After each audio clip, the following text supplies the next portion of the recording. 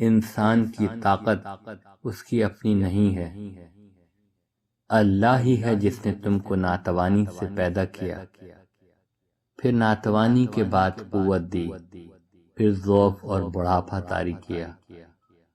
وہ جو چاہتا ہے پیدا کرتا ہے، اور جس دن قیامت برپا ہوگی مجرم قسم کھا کر کہیں گے کہ وہ ایک گھڑی سے زیادہ نہیں رہے۔ انسان پیدا ہوتا ہے تو وہ نہایت کمزور بچہ ہوتا ہے، پھر درمیان میں طاقت اور جوانی کے کچھ سال گزارنے کے بعد دوبارہ بڑھاپے کی کمزوری آ جاتی ہے۔ اس کا مطلب یہ ہے کہ انسان کی طاقت اس کی اپنی نہیں ہے، وہ اس کو دینے سے ملتی ہے۔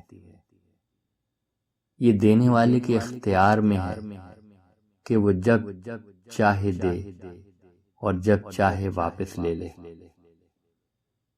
دنیا کی زندگی میں آدمی آخرت کے لیے فکر مند نہیں ہوتا، کیونکہ قیامت اس کو بہت دور کی چیز معلوم ہوتی ہے، مگر یہ صرف بے خبری کی بات ہے۔